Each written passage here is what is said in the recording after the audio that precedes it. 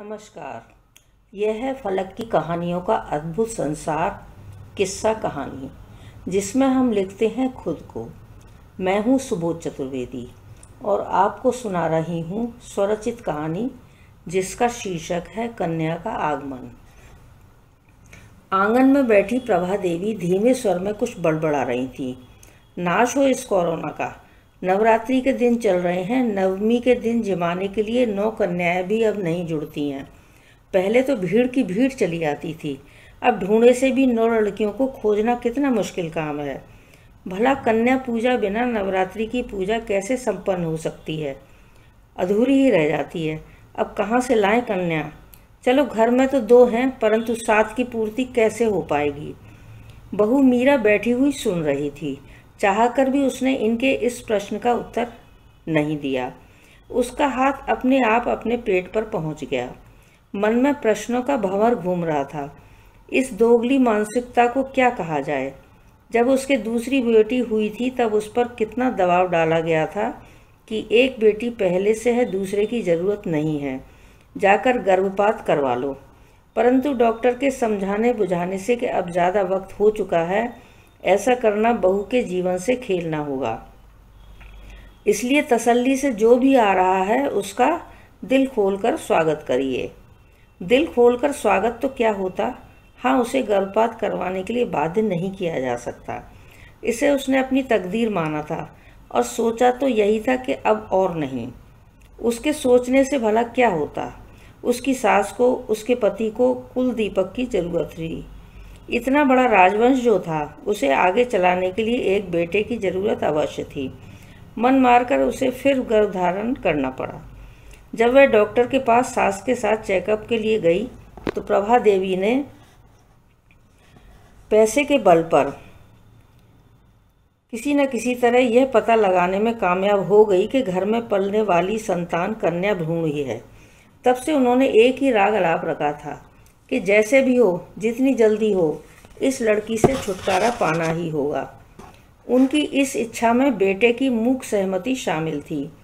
रात को सोते समय प्रभा देवी बड़े मनोहार से उसके हाथ में एक गिलास दूध थमा जाती, साथ ही कहती थी कि तुम्हारी सेहत के लिए बहुत ज़रूरी है। अचानक उससे उनके इस बरस रहे प्यार से मीरा भयभीत हो चुकी थी। उस पर बाई ने मोहर भी लगा दी।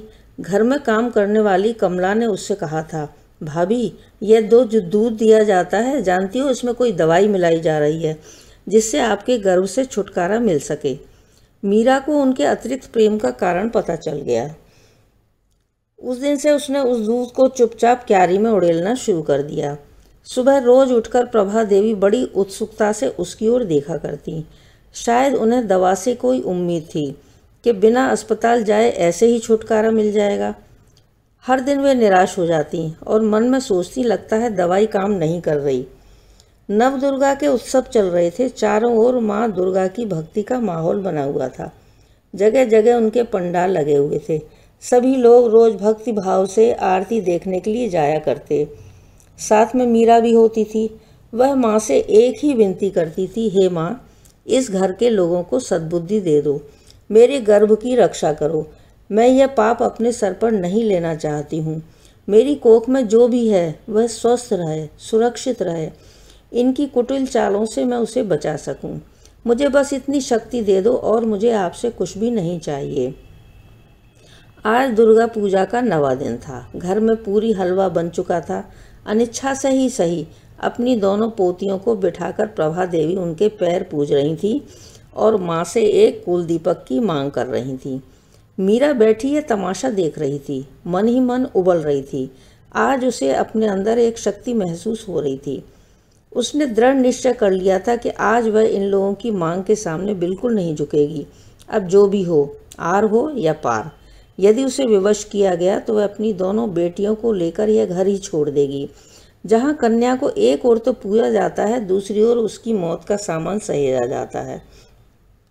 दोपहर को खाना खाने के बाद प्रभा देवी ने लेटते हुए मीरा से कहा, बहू, आज तुम्हें याद है ना, दिनेश के साथ डॉक्टर के यहाँ जाना है। अधिक देर काम करने से काम पहले की तरह बिगड़ जाएगा। मीरा ने उनकी बात का कोई जवाब नहीं दिया। अपने में कमरे में जाकर दरवाज़ा बंद कर लिया। शाम को दिनेश ने बाहर से आके दरवाज़ा खटखटाया और कहा, जल्दी से चाय पिला दो और तैयार हो जाओ। मीरा ने दृढ़ स्वर में पूछा, कहाँ जाना है? इतनी अनजान बनने की ज़रूरत नहीं है, तुम्हें मालूम है शाम का डॉक्टर के साथ अपॉइंटमेंट है। होगा, मुझे कहीं नहीं जाना। क्या कहा? क्या फिर तुम मेरे सिर पर एक तीसरी लड़की का बोझ लादने के लिए तैयार हो? हाँ, तुम्हारे लिए यदि बोझ है तो मैं अकेली ही उस बोझ को उठाने के लिए तैयार हूँ। उसकी बात सुनकर दिनेश जोर से चीखा, सुना अम्मा, तुम्हारी बहू अपनी बेटियों के साथ घर छोड़ने के लिए तैयार है, परंतु गर्भपात नहीं करवाएगी। प्रभा देवी क्रोध में हाथ हिलाते हुए बोली, निकाल, चोटी पकड़ इसे बाहर कर। अपने मायके की शय पर धमकी देती है। मुझे पता है मायके में तुझे कोई 4 दिन रोटी भी नहीं खिलाएगा, तब कहाँ जाकर सिर छुपाएगी। निकालने की ज़रूरत नहीं है, मैं खुद चली जाती हूँ। आपको मेरी चिंता करने की ज़रूरत नहीं है। जैसे दिन रात यहाँ पर खटती हूँ, मेहनत करती हूँ, बदले में मुझे अपमान के सिवा आप लोग क्या दे रहे हैं? इन्हीं हाथों से कहीं भी काम कर लूँगी और अपनी बेटियों को इज्जत की ज़िंदगी दे सकूँगी। उन्हें सिखाऊंगी कि बेटी हैं तो उन्हें बेटियों की इज्जत करनी आनी चाहिए। यह सब कहने से पहले क्या आपने एक बार भी सोचा कि आप अगर जीवित नहीं होती या पैदा होते समय आपको मार डाला होता तो क्या इस दुनिया में आप आँख खोल पाती, यहाँ के सुख देख पाती? आप एक स्त्री होकर किस तरह से कन्या हत्या करने के लिए मुझे मजबूर कर सकती हैं? नहीं, मैं यह कदापि नहीं होने दूंगी। मुझे दुर्गा माँ ने इतनी शक्ति दी है कि मैं अपनी परिस्थितियों का सामना कर सकूं। चलो विभा और सुधा, अब हम यहाँ नहीं रहेंगे। इस घर में 2 बूंद पानी पीना भी पाप है। दोनों बेटियों का हाथ पकड़कर मीरा ने घर के बाहर कदम बढ़ा दिए। दिनेश और उनकी माँ असहाय एक दूसरे को देखते रहे। जिसकी कल्पना भी उन्होंने नहीं की थी वही आज उनके सामने घटित हो रहा था। उन्हें लगा इस मीरा को तो अब तक उन्होंने पहचाना ही नहीं था, यह पहली बार देख रहे हैं। आज उसमें इतनी हिम्मत कहाँ से आ गई, कैसे आई? बिखरता घर देखकर दिनेश को अपनी आंखों पर विश्वास ही नहीं हुआ। उसे लगा था कि धमकियों से मीरा डर जाएगी और जैसा वे लोग चाहते हैं करने को तैयार हो जाएगी, परंतु इस मीरा से तो वह पहली बार मिल रहे थे। उन्हें लगा धरती तेजी से घूम रही है, उसके साथ वे भी गोल गोल घूम रहे हैं। अब समझ में आया कि उनके पैरों के नीचे से जैसे किसी ने ज़मीन ही खींच ली थी। बस ये कहानी इतनी ही। अभी आप सुन रहे थे मेरी आवाज़ में मेरी ही लिखी कहानी, जिसका शीर्षक था कन्या का आगमन। फिर मिलते हैं एक नई कहानी के साथ। नमस्कार।